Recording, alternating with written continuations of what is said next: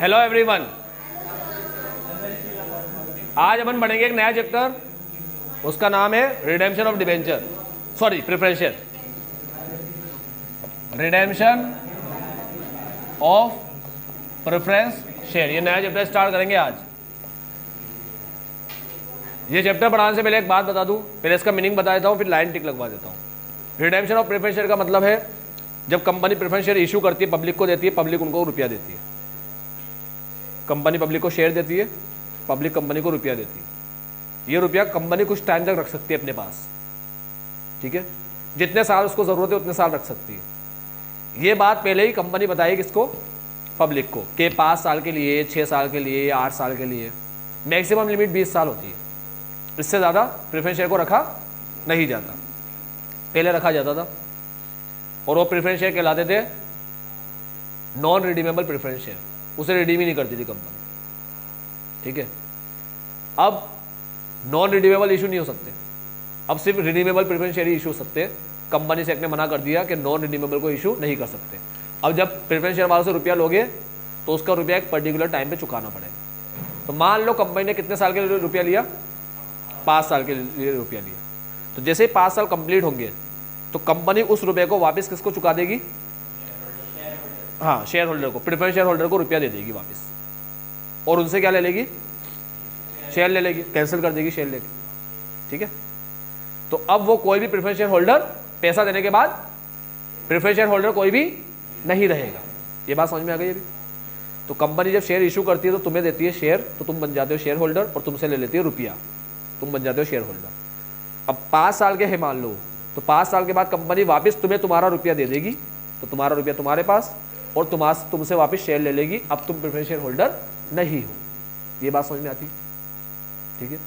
जब रुपया आता है तो अपन करते हैं बैंक अकाउंट डेबिट, अब तो रुपया जाने की बात होगी, तो इसकी कुछ एंट्री करेंगे हम।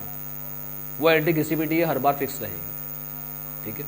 वो एंट्री क्या है, उसके रूल क्या है, तो वो अपन समझते हैं आज। तो मैं तुम्हें कुछ एंट्री बताता हूँ, वो एंट्री अपन करते ही रहेंगे बार बार, उसमें कोई चेंज आएगा ही नहीं। तो चलो मैं स्टार्ट करता हूँ एंट्री के साथ। सबसे पहली जो एंट्री होती है रिडेम्पशन की, वो ये होती है प्रेफरेंस शेयर कैपिटल, और अगर प्रीमियम पे रिडेम्पशन कर रहे हो तो premium on redemption if any, अगर हो तो। ये दोनों का पैसा किसको देना है, to preference share holder, to preference share holder, ठीक है। और एक लास्ट एंट्री करते हैं, entry number 4, preference share holder to bank. पहली एंट्री में बताते हैं कि ये दोनों का रुपया प्रेफरेंस शेयर होल्डर को देना है, ठीक है, और आखिरी में बताते हैं ये रुपया दे दिया, खत्म। तो पहली और आखिरी एंट्री समझ में आई, ठीक है। अब बीच में क्या कार्यक्रम सब चलेगा वो देख लो। एंट्री नंबर 2, कंपनी से एक बोलता है कि अगर इसको रिडीम करो, रिडीम करो मतलब इनको पैसा दो, तो उसके पहले तुम्हारे पास इतना रुपया होना चाहिए कि तुम इस प्रीमियम को राइट ऑफ कर सको। क्या कर सको, प्रीमियम को राइट ऑफ कर सको। तो प्रीमियम को राइट ऑफ करना पड़ेगा। राइट ऑफ करने के लिए अपन यूज करेंगे जनरल रिजर्व या फिर सरप्लस, जो भी अपने पास है, जो भी प्रॉफिट अपने पास है, उस प्रॉफिट का यूज करेंगे और राइट ऑफ करेंगे किसको, premium on, to premium on redemption. Write off समझ गए। राइट ऑफ का मतलब होता है अकाउंट को खत्म करना। तो ये अकाउंट डेबिट से आ रहा है और इसे खत्म करना है, तो ये क्रेडिट करके खत्म कर दिया, इसे राइट ऑफ करना बोलते हैं। यहां तक समझ गए। ये रूल किसने बनाया, कंपनीज एक्ट ने बनाया 2013, ठीक है। पहले 1956 था, अब 2013 आ गया। यहां से आगे बढ़ू, एक और रूल बनाया है, एंट्री नंबर 3, कंपनी से एक बोलता है कि जो रिडेम्पशन कर रहे हो तुम रिडेम्पशन, तो ये कहां से आया इसका पैसा। हम बोलते हमारा है खुद का, भाई क्या कहां से आया। तो अगर तुम खुद के पैसों से रिडीम करोगे, देखो किसी को कर्जा चुकाना हो, रिडेम्पशन समझ गए ना, रिडेम्पशन का मतलब क्या होता है, प्रेफरेंस वालों को रिपेमेंट कर रहे हैं, उसको रिडेम्पशन बोलते हैं, ठीक है। तो तो कर्जा चुकाना है अपन को प्रेफरेंस का।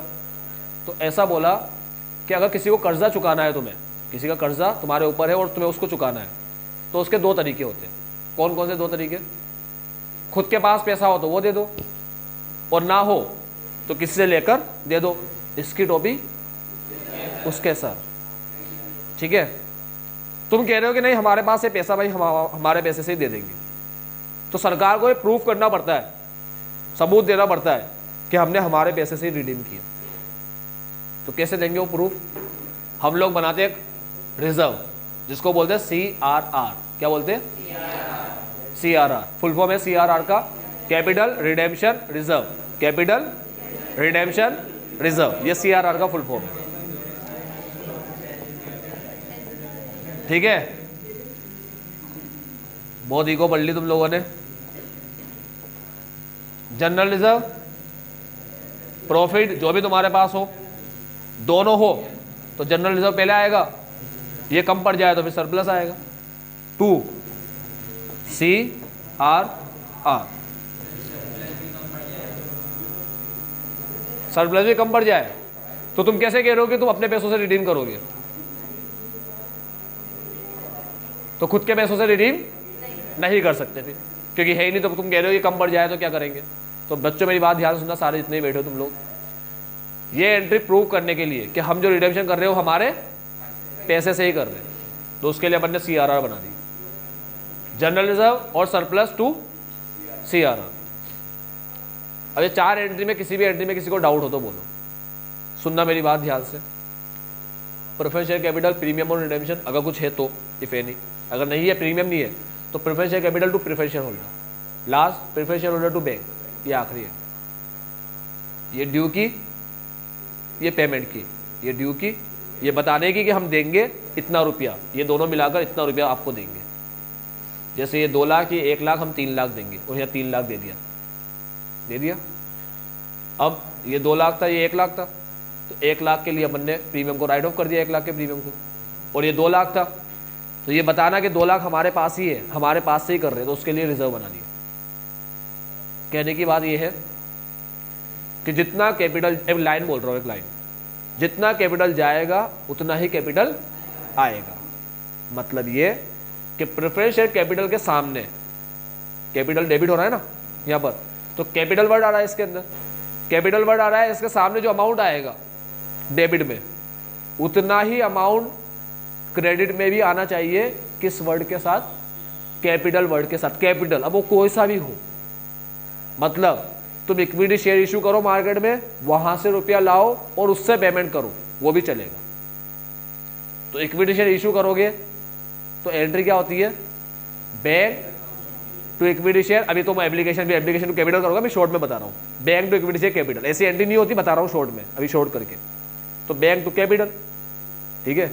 तो कैपिटल वर्ड क्रेडिट में आना चाहिए बस। अब वो CRR आए, यानी कि कैपिटल रिडेम्पशन रिजर्व के नाम से कैपिटल वर्ड आए, या इक्विटी शेयर कैपिटल के नाम से कैपिटल वर्ड आए, इतना ही अमाउंट क्रेडिट में होना ही चाहिए। ज्यादा होगा तो चल जाएगा, कम होगा तो नहीं चलेगा। वैसे ज्यादा भी नहीं चलेगा। अब तुम बोलोगे आप क्यों बोल रहे हो फिर, ठीक है, वो मैं बताऊंगा मैं क्यों बोल रहा हूँ। ठीक, कम तो कोई हालत में नहीं चलना, ज्यादा एक बार चल जाएगा, ज्यादा भी नहीं मंगवाना। मैं ज्यादा क्यों बोल रहा हूँ? एक स्पेसिफिक कंडीशन के लिए बोल रहा हूँ। एक कंडीशन आएगी, उसमें ज्यादा मंगवाना पड़ता है, ठीक है। कम तो कोई हालत में नहीं चलेगा। अब एक बात सुन लो, हमारी जो बैलेंस शीट होती है उसमें एक साइड होती है और एक साइड होती है एसेट्स, ठीक है। अब मेरी बात सुनना, लायबिलिटी को अपन बोलते हैं सोर्सेस ऑफ फंड, और एसेट को बोलते हैं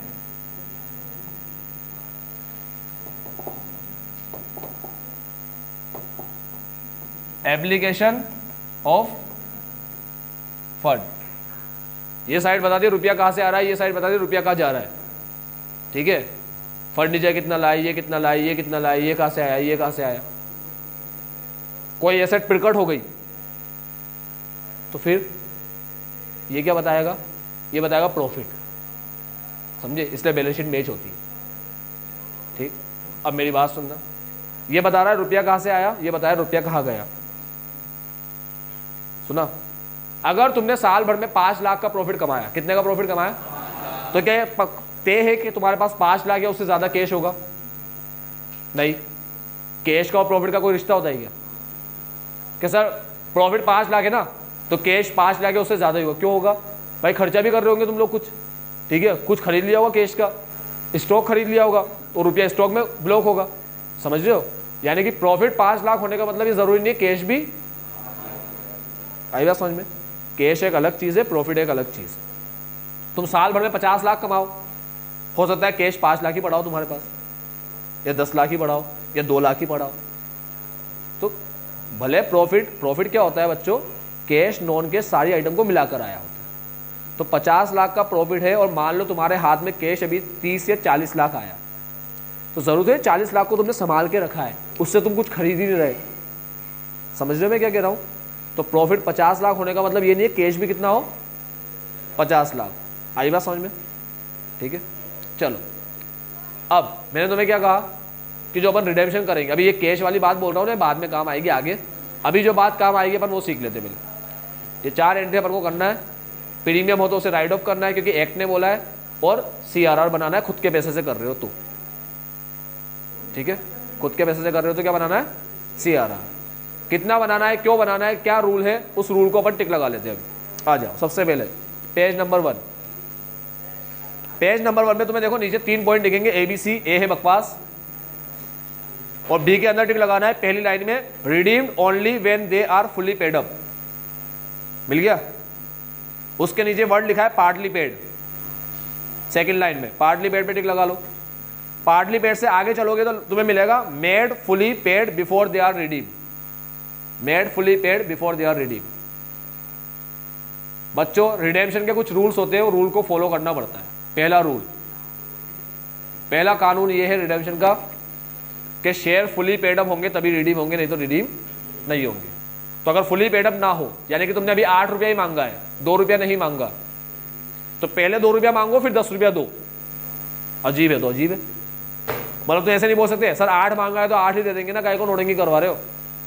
8 मांगा है तो फिर कह रहे हो 2 मांगो, फिर 2 मांगे 10 हो जाएगा, फिर 10 दो। समझे मैं क्या बोला? तुमसे अगर मैंने अभी 8 रुपया लिया एक शेयर पे, 2 रुपया नहीं मांगा, ठीक है, तो कानून बोलता है पहले 2 रुपया मांगो। 8 तो मांग ही रखा है, 2 और मांगो, 10 हो गए ना, अब 10 चुकाओ। हम कह रहे हैं कि 8 चुका लेने दो ना भाई, क्यों 2 मंगवा रहे हो बिना मतलब ही? चाहिए ही नहीं हमें। तुम 2 मंगवाओगे फिर 10 देने का बोलोगे, तो 8 ही दे लेने दो हमें। नहीं, रूल मतलब रूल, ये रूल है, कानून है। क्या कि अगर शेयर पार्टली पेड अप हो तो उसको क्या बनाना है? Fully paid. ये पहला रूल। दूसरा रूल पढ़ाता हूं, कीटाणु टाइप अब कुछ आएंगे। पर्सन, देखो जैसे ही पेज टर्न करोगे स्टार्टिंग में एक बोर्ड में तुम्हें लाइन मिलेगी काले अक्षरों में, काला अक्षर बेस बराबर। यही देखने वाला तो कौन बेस है। हाँ, तो काले अक्षर में जो लाइन लिखी है उसमें आखिरी में लिखा है 1, मिला 1, शुरू हो जाओ। 1 or more call is not provided by the few shareholder। Shareholder tick लगाया। उसके बाद एक लाइन छोड़ के दूसरी लाइन में मिलेगा company will redeem only those preference share which are fully paid up. क्या मतलब? अब अगर मान लो कंपनी ने रुपया मांगा कि भाई सारे लोग रुपया दो, पूरा रुपया दो, हमें रिडीम करना है, क्योंकि कानून ने कहा रिडीम के लिए पूरा रुपया मांगना है। अब एक कीटाणु बच्चा था, ठीक, उसने क्या किया? उसने कहा मैं तो नहीं दूं, और उसने दिया नहीं। अब उसके ना देने के चक्कर में सबकी थोड़ी वाट लगाएंगे अपन, ठीक, तो अपन क्या करेंगे? उसको, अपन को 10 रुपया देना है, तो 10 रुपया निकाल के उसका भी, सबके साथ उसका भी 10 रुपया निकालेंगे, ठीक है, सबको तो चुका देंगे, उसके 10 रुपये को रख देंगे और उसको बोलेंगे देख हम तुझे 10 रुपया देंगे जब तू हमें 2 रुपया देगा। अब तुम बोलोगे सर 10 क्यों निकाला? जो देंगे तो 10 ही, 2 लेने के बाद, ठीक है, देंगे तो 10 ही 2 लेने के बाद। सबका 10 रुपया निकाला तो उस बंदे का भी 10 रुपया निकालना पड़ेगा, यानी CRR तो पूरा बनाना पड़ेगा सबके लिए। मगर करेंगे क्या? जब यह रिडीम करेंगे तो उसके शेयर को हटा देंगे और बाकियों के शेयर को रिडीम कर देंगे। ठीक है, समझ लो, यानी ये एंट्री जो चल रही है ना, ये सबके लिए होगी, सबके लिए। अब मान लो उस बंदे के पास 1000 शेयर है, तो 1000 शेयर पे 10 रुपये के हिसाब से हो गया 10,000, ठीक है। तो अगर 2 लाख का पेमेंट बन रहा है देने का, तो 1,90 का पेमेंट करेंगे, वो 10,000 उसको नहीं देंगे। ये बात समझ में आती है? क्या बोला? उस एक का रिडेम्पशन रोक दो बस। रिडेम्पशन रोक दो का मतलब होता है रिडेम्पशन प्रोसेस में आ तो जाएगा वो बंदा, लेकिन लास्ट में पेमेंट के टाइम पे रुक जाएगा, उसका पेमेंट नहीं होगा बस। यानी कि उसके 10 रुपये तो निकाल लिया अपन ने अलग से देने के लिए, वो 10 रुपये उसको तब मिलेगा जब वो अपन को 2 रुपया देगा, ठीक है। वो अधिकतर केस में दे ही देता है, उसको पता है ना 2 रुपया दे के 10 मिल रहा है, तो कहीं को नहीं देगा, ठीक है। कहीं से भी अरेंज करके दे देगा, किससे से भी लेकर दे देगा, बोलेगा भी मेरे को 2 रुपया दे दे, मेरे को 10 रुपया मिलने वाला है, मैं देखो वापस दे दूंगा तेरा 2 रुपया। ये 2 रुपया एक शेयर की बात चल रही है ना, एक शेयर लेकर नहीं घूम रहा होगा वो, ऐसे नहीं बोला 2 रुपया उधार दे दे मेरे को। अब काले अक्षर खत्म होने के बाद आती है सी पॉइंट। सी के अंदर लिखा है वेयर, WHERE, स्टार्टिंग में टिक लगा लेना। उसके बाद लिखा है रिडीम्ड आउट ऑफ प्रॉफिट, जब प्रॉफिट से रिडीम करो। उसके नीचे लिखा है transfer a sum equal to the nominal amount, nominal amount तक लगा लिया। उसके नीचे कोई सा भी 2 पे टिक लगा लो, कोई सा भी 2 पे, TO2, जो भी अच्छा लगे तुम्हें। एक ही 2 पे लगाना, 3 2 है, स्टार्टिंग में पहला 2B, फिर 2A, फिर 2B, कोई से भी 2 पे टिक लगा लिया। उसके बाद लगा लेना कैपिटल रिडेम्पशन रिजर्व। अब इस लाइन को अपन ऐसे पढ़ेंगे, देखो, were redeemed out of profit transferred a sum equal to the nominal amount to capital redemption reserve. कैसी लगी? बढ़िया ना। जब भी प्रॉफिट में से रिडीम करोगे तो CRR कितना बनाना है? नॉमिनल अमाउंट का, पहले ही बोल दिया, इसके सामने जो अमाउंट आएगा उतने का CRR बनेगा, ठीक है। अब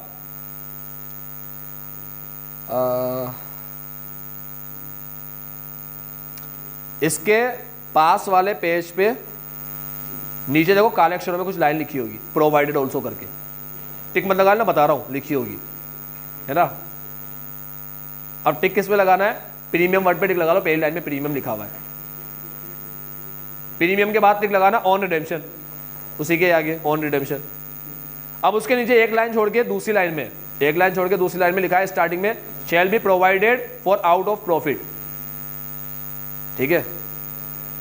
उसके आगे लिखा है और उसके नीचे लिखा है सिक्योरिटी प्रीमियम, और के नीचे नहीं, नीचे वाली लाइन के शुरू में सिक्योरिटी प्रीमियम। उसके आगे लिखा है बिफोर, उसके आगे लिखा है रिडीम्ड।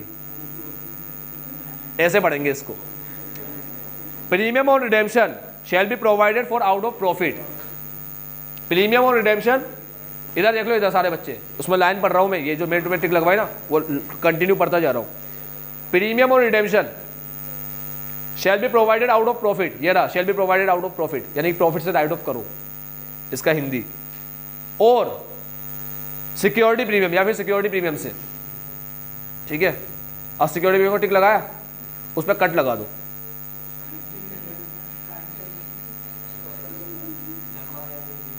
कैसा भी कट लगा दो, सिक्योरिटी प्रीमियम काट दो, टिक लगा के काट दिया, ठीक है। बिफोर रिडीम, रिडीम करने से पहले इसको राइट ऑफ करना है या तो प्रॉफिट से या सिक्योरिटी प्रीमियम से। अब सिक्योरिटी प्रीमियम को क्यों कट लगवाया, उसका रीजन पेस्ट टर्न करो, आता है। अब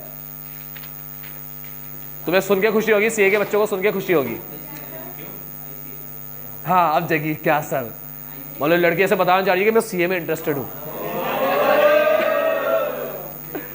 पेस्ट टर्न करो तो तुम्हें एक लाइन मिलेगी, काले अक्षरों में मिला, उसमें टिक लगाओ, security premium account has not been used for the premium payable on redemption.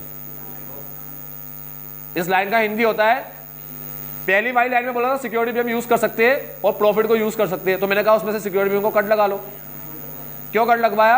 क्योंकि अब सिक्योरिटी प्रीमियम को यूज नहीं कर सकते रिडेम्पशन में।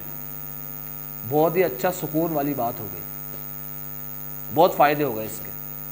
वो फायदे तुम्हें पता नहीं पड़ेंगे, वो तुम्हें तब पता पड़ते जब पहले क्या होता था राइट ऑफ करने से और नहीं करने से अब क्या हो रहा है, ये दोनों बात तुम्हें पता हो। मैं भी नहीं बताऊंगा तुम्हें क्या मतलब आया। पहले बहुत मेहनत करनी पड़ती थी, बच्चों को इक्वेशन बनानी पड़ जाती थी, इक्वेशन वाले क्वेश्चन आते थे, अब नहीं आएंगे कुछ भी, मस्त एंजॉय करो, मजे करो, ठीक है। अब मेरी बात सुनो, उसके आगे लिखा है, खुश करने के लिए लगवा रहा हूं इसको, कोई पर्पस नहीं है, बस सिर्फ खुशी मिले। ICAI मिला, चेहरे smile. ICAI has also adopted this view. ICAI तो बहुत एडॉप्ट कर रहा है भाई मेरे, तू वो तो कर, और भी एडॉप्ट करता है ICAI बहुत सारी चीजें, ठीक है। बस यही चीज देखी कि सिंपल है ना, सिंपल वाली चीज ले ली। ICAI नहीं है, नई बुक में मिलेगा बच्चे, नहीं है क्या? ICAI वैसे दिल्ली में जगह पूछ रही थी क्या? चलो मेरी बात सुनो, नई बुक में मिल जाएगा। ICAI has also adopted this view. अगर तुम्हें नहीं मिला तो ये तो मिल गया, security premium account has not been used, ये मिला, ये भी नहीं मिला। याद रखना, ये चैप्टर नई और पुरानी के हिसाब से अलग अलग चलेगी। नई बुक इसमें क्वेश्चन अलग तरीके से सोल्व होंगे और पुरानी में सॉल्यूशन थोड़ा अलग रहेगा, ठीक है। कुछ बताए? सियारा कहाँ जाएगा, यही बताओ, बता रहा हूं।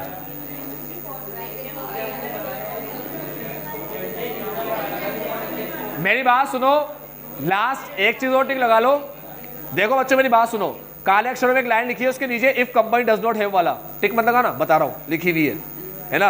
अब इसमें क्या टिक लगाना है वो बता रहा हूं। टिक लगाओ, does not have sufficient profit, does not have sufficient profit मिला, to write off the premium, does not have sufficient profit to write off the premium. उसके नीचे लिखा है can not redeem the preference share at premium. जब औकात नहीं है premium right of करने की तो दे काहे को रहे हो, ऐसा बोल रहा है बुक वाला, ठीक है। जेब में पैसा नहीं है और खर्चा करने चले हजारों लाखों, ऐसा नहीं करना।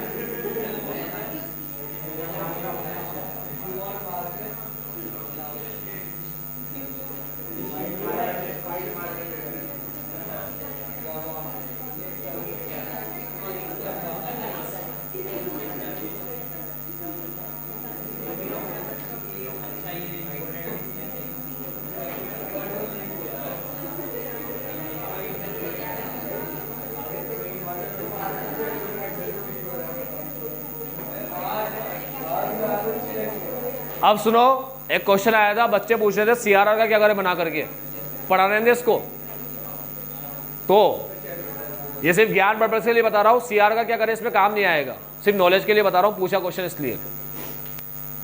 बुक में भी लिखा हुआ है, टिक लगाने का कोई मतलब नहीं है, अगर तुम बोलोगे तो टिक लगवा दूंगा तुम्हें। बच्चों सीआरआर का जो यूज होता है वो होता है बोनस देने में। शेयर होल्डर को क्या करते हैं अपन, जो शेयर्स अपने पास पड़े ना वो बोनस में दे देते हैं। किसके लिए? हाँ, सीआरआर का यूज बोनस देने में किया जाता है। बोनस कैसे देते हैं बोनस वो भी सुन लो। एंट्री करेंगे CRR to equity share capital, खत्म। हाँ, शेयर का रुपया लेते हैं ना, तो एंट्री क्या करते हैं, सुनना मेरी बात, ऐसे बोलते, देखो ऐसे बोलते, शेयर होल्डर से बोलते, ए शेयर होल्डर पैसा दे, ये शेयर ले, सुना, पैसा दे, बैंक अकाउंट डेबिट, शेयर ले टू इक्विटी शेयर कैपिटल, ये एंट्री करते हो ना। अब शेयर होल्डर को बोलेंगे एक काम कर, पैसा मत दे, तेरा जो प्रॉफिट पड़ा है ना वो दे दे हमें यूज करने के लिए, प्रॉफिट दे, शेयर ले, तो ऊपर आ जाएगा सीआरआर और नीचे आ जाएगा टू इक्विटी शेयर कैपिटल। हो गया सीआरआर खत्म। उसको रिडीम, हाँ हाँ हाँ हाँ हाँ, तो रिडीम ही तो किया। अरे मेरी बात सुनो बच्चों, तुम उल्टा सीधा मत समझ लो कुछ। लड़का बोल रहा है सीआरआर को बनाया रिडीम करने के लिए, अरे सीआरआर को रिडीम करने के लिए नहीं, सीआरआर को तो बताने के लिए बनाया है। सबको बता रहे कि देखो हमारे पास ये प्रॉफिट पड़ा है ना, ठीक है, तो अब प्रॉफिट बताने का कोई एंट्री होनी चाहिए ना। अब मान लो मुझे लोगों दुनिया को प्रॉफिट बताना है, तो मैं ऐसे बोलूंगा कि देखो देखो सरकार देखो ये रहा मेरे बैलेंस शीट में लायबिलिटी साइड में, तो बताने का तरीका क्या होना चाहिए। तो सरकार ने कहा है बताओ भी एंट्री ही करके, तो अब एंट्री करके कैसे बताओ, ठीक है। तो अपन ने क्या किया, मुझे बताना है कि मेरे पास 2 लाख पड़ा है, तो मैं क्या करूंगा, ये वर्ड लिखूंगा जनरल रिजर्व 2 लाख और CRR में डाल दूंगा, ऐसे डाल दिया CRR, बस बताने के लिए कि देखो ये मैंने एक रिजर्व बना दिया CRR। अगर मैं CRR बना सकता हूं 2 लाख का, इसका मतलब मेरे पास 2 लाख है, तभी तो बना पा रहा हूं रिजर्व। ठीक है, रिजर्व बनाना मतलब होता है कैपेबिलिटी बताना कि मैं अगर CRR 2 लाख से बना पा रहा हूं तो 2 लाख से CRR बनाने के लिए पैसा कहां से आया, वो मेरे पास रखा है। अब ये बन गया भाई साहब। बनने का मतलब क्या होता है, अभी तक जो 2 लाख प्रॉफिट में पड़ा था, अब वो 2 लाख किस में पड़ा है, CRR अकाउंट में। कुछ नहीं, यहां से उठाकर यहां रख दिया। ठीक है,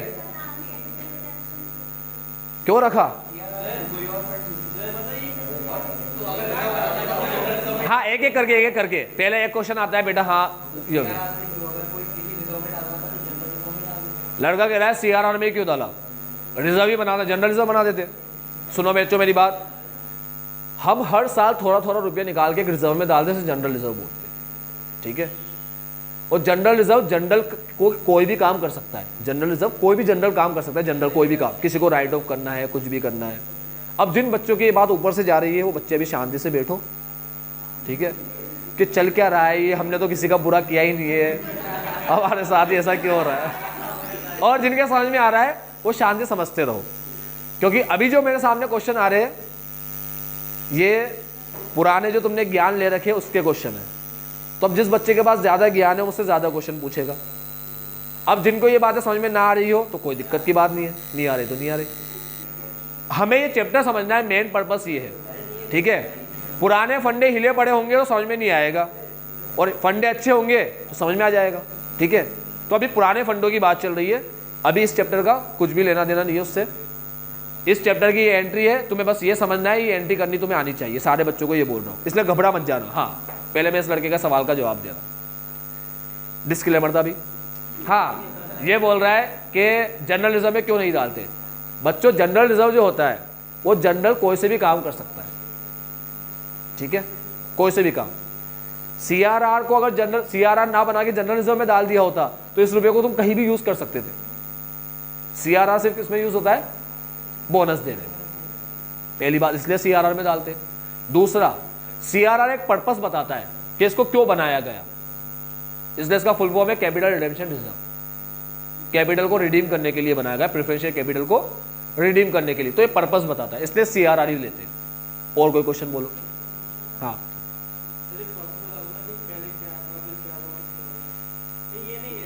नहीं, हाँ हाँ हाँ हाँ हाँ, ठीक है। अब दूसरा क्वेश्चन ये आया कि जब पैसा लिया था तो एंट्री कर दी बैंक टू कैपिटल, अब रिडीम कर दो कैपिटल टू बैंक। ठीक है, मतलब ये और ये एंट्री कर दो, बस यही है ना। ये करने की जरूरत क्या है बच्चों, ये करने की जरूरत ये है कि जो हम पैसा दे रहे हैं ना इनको, वो पैसा कहाँ से आया। अब मेरी बात सुन लो, अपने पास पैसा कहाँ से आता है, पहले ये सुन लो सारे बच्चे। हमारे पास पैसा आता है, ठीक है, प्रेफरेंशियल कैपिटल, डिवेंचर। सपोज करो भी थोड़े टाइम पहले ही डिवेंचर से रुपया लिया और लोन ले लिया। ठीक है, और ये लेने के बाद थोड़े टाइम बाद ये पेमेंट कर रहे हैं, तो यहां पर जो कैश पड़ा होगा ना हमारे पास देने के लिए, यहाँ कैश पड़ा है, सपोज करो 3.5 लाख पड़ा है, 2 लाख देना है हमें। तो जब हम 2 लाख देने जाएंगे ना तो डिवेंचर वाले बोलेंगे ओ 2 लाख कहाँ से दे रहे हो। हम बोले क्यों नहीं दे। डिवेंचर वाले बोलेंगे कि हमसे आपने 3 लाख रुपए लिया था, मान लो लोन लिया है मैंने 1 लाख। मैं कहा तुम्हारे रुपए में से थोड़ी दे रहा हूँ, मैं मेरे खुद के रुपए में से दे रहा हूँ। तो बोलेगा कहाँ से आया तुम्हारे पास रुपया, बताओ हमें, समझे। क्योंकि यहाँ पर रखा हुआ रुपया तो सभी बोलेंगे ये हमारा है। तो डिवेंचर वाले आगे बोलेंगे 3.5 में से 2 लाख कहाँ से ले लिया आपने। हम बोलेंगे क्यों, हमारे 2 लाख।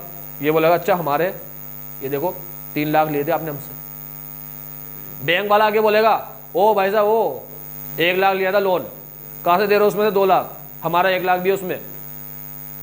ठीक है, तो ये लोग आगे के माथे आने लग जाएंगे, ये बोलेंगे हमारा रुपया तो नहीं दे रहे आप। इसीलिए यहाँ पर मेरे पास अगर सरप्लस है, मान लो या जनरल रिजर्व है, सपोज जनरल रिजर्व मेरे पास 3 लाख का, सपोज करो 3 लाख का है, तो मैं बोल दूंगा देख मेरा पैसा ही पड़ा है 3 लाख का, ठीक है। यानी हम इतने कैपेबल होने चाहिए कि हम हमारे पास से दें। अब एक चीज़ समझो तुम लोग, तुम बोलोगे सर कितनी फनी बात कर रहे हो, अपन ऐसे बताएंगे देख जनरल रिजर्व है 3 लाख का, ये हमारा ही वाला पैसा है, तो ये लोग भी बोलेंगे नहीं आपका वाला नहीं है हमारा वाला है, तो ऐसे तो लड़ाई हो जाएगी, है ना। कितनी फनी बात बता रहे हो, फनी बात नहीं बता रहा बच्चों, मेरी बात सुनना अभी। सपोज करो ये नहीं है, ठीक है, ये नहीं है, ये है 1 लाख और ये है 2 लाख, ये 2 लाख है। अब इनका पेमेंट कर रहे 2 लाख, ठीक। अब इनका 2 लाख का जो पेमेंट कर रहे, सुनना ध्यान से सारे बच्चे, ये बहुत टाइम पहले इशू किए थे, 5 साल की बात कर रहे हैं, तो 5 साल तक तो इसका 2 लाख पड़ा नहीं होगा अपने पास, और पड़ा ही होता तो फिर इनसे क्यों रुपया लेते, इतना तो कॉमन सेंस है, ठीक। इक्विटी का 1 लाख ही है, और मान लो पड़ा भी है, अगर पड़ा भी है तो मेरे पास अभी 3.5 लाख रुपया है।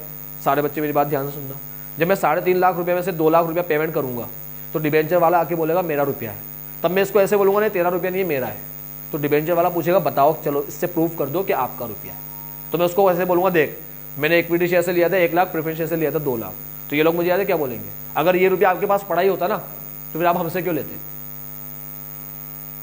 ऐसे बोलेंगे ना। अगर ये होगा मेरे पास जनरल रिजर्व तो मैं बोल दूंगा ना ये देखिए मेरे पास पड़ा है रुपया, ठीक है, तो मैंने भी इसको हटा दिया, तो बताओ डिबेंचर वालों को क्या जवाब दूंगा, क्या बोलूंगा मैं कि नहीं ये मेरा रुपया है, तो पूछेंगे ना आपका रुपया कैसे है, बताओ ना, मैं बता दो इस बैलेंस शीट से बता दो कैसे आपका रुपया है 3.5 लाख, तो कैसे बताऊंगा, समझ रहे हो।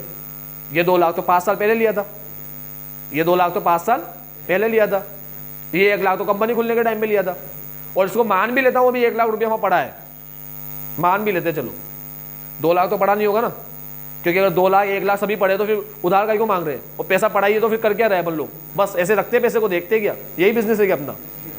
तो इनसे रुपया लेने का मतलब ही क्या हुआ, इनसे रुपया लेने का मतलब ही ये हुआ कि हमारे पास पैसे की कमी थी, पैसे ही नहीं थे, ठीक है, समझ लो मैं क्या कह रहा हूँ। तो जब कंपनी फाइनेंशियली साउंड हो तो उसके पास अच्छा खासा पैसा पड़ा होता है सोर्स ऑफ फंड यानी कि लायबिलिटी साइड पे, प्रॉफिट अच्छा खासा पड़ा होता है। देखो एक बात सुनो, जब भी हमें चुकाना होता है ना तो हम किस में से चुकाते हैं, कमाए हुए प्रॉफिट में से जो हमने कमाया, अगर हमने नहीं कमाया होता तो हम किससे लेकर चुकाते हैं, ठीक।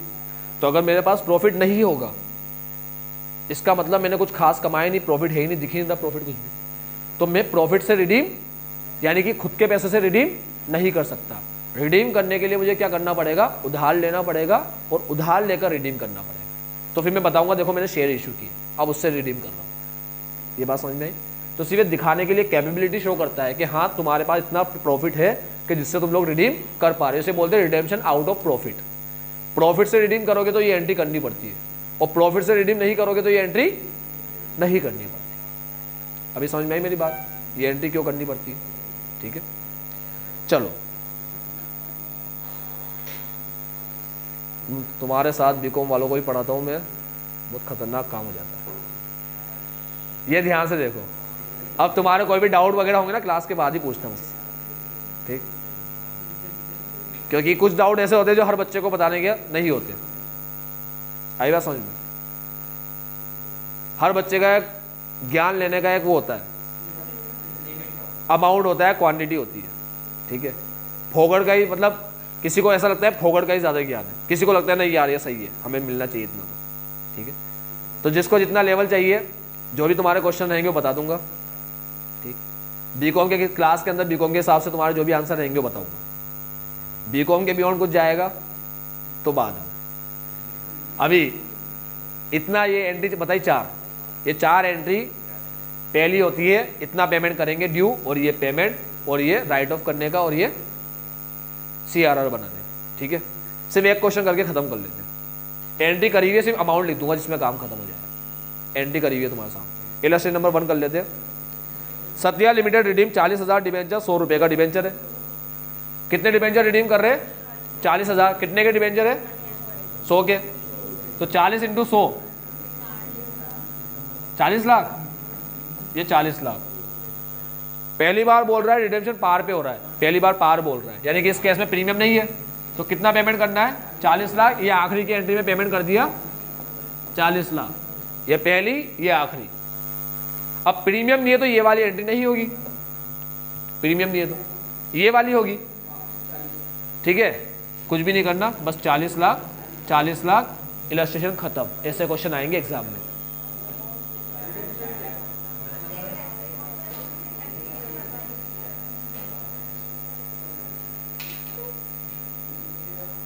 एक मिनट रुकना।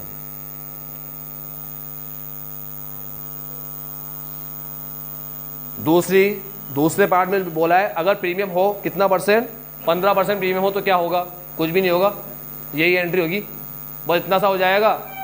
15% 15 फोर सा 6 लाख, यहाँ 6 लाख आ जाएगा, यहाँ 46 हो जाएगा, यहाँ 46, यहाँ 46, ठीक है। यहाँ खत्म, इतना सा होगा बस। प्रीमियम 6 लाख है तो 46 हो जाएगा, ये भी 46 हो जाएगा, 6 लाख 6 लाख आ जाएगा, खत्म का, बस यही एंट्री। समझ गए?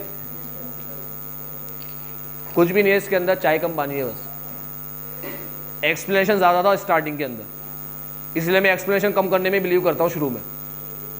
मेरा पढ़ाने का तरीका ये होता है, एक्सप्लेनेशन कम करो और एक क्वेश्चन करा दो, फिर बाकी के एक्सप्लेनेशन को बाद में करो।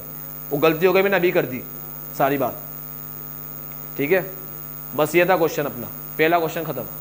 अब इलस्ट्रेशन नंबर 2 कल स्टार्ट करेंगे।